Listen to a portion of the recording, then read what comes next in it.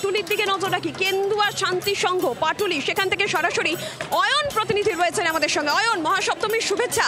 কেন্দুয়া শান্তি সংঘে তুমি রয়েছো, কি ছবি? কারণ সেখানে আমি নিজে দেখে এসেছি, অসাধারণ একটা থিম তো রয়েছে, কিন্তু সপ্তমীতে এই মুহূর্তে 4টে বেজে গিয়েছে, ভিড় কতটা দেখছো অয়ন?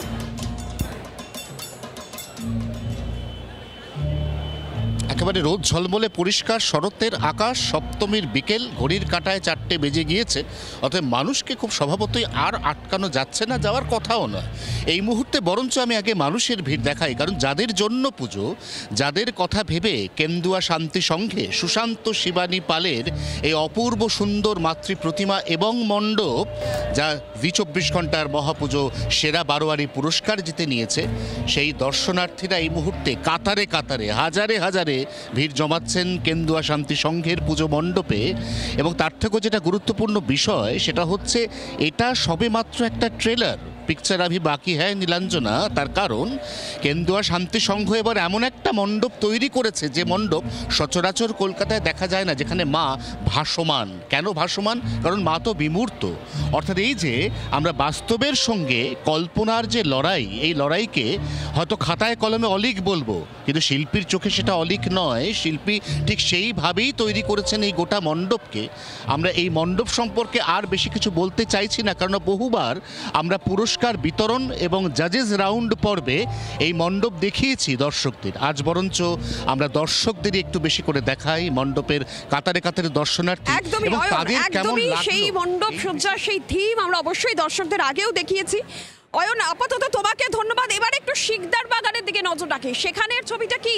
সেখান থেকে আমাদের প্রতিনিধি দেবব্রত রয়েছেন শিকদার বাগান সর্বজনীন থেকে। দেবব্রত, মহাসপ্তমীর শুভেচ্ছা তোমাকে।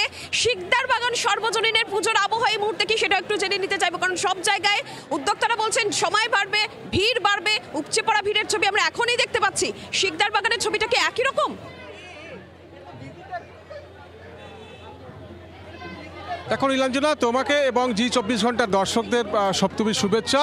শিকদার বাগানের ছবিটা ঠিক একই রকম, অর্থাৎ বেলা যত বাড়ছে এখানেও ভিড় তত বাড়ছে। সন্ধ্যার পর ভিড় যে আরও কত বাড়বে সেটা কিন্তু আমি যে ছবিটা ক্যামেরা পার্সনকে দেখাতে বলবো, সেটা দেখলেই বোঝা যায়। তুমি দেখতে পাচ্ছ কাতারে কাতারে মানুষজন, তারা যেমন আসছেন এই মণ্ডপ দেখতে।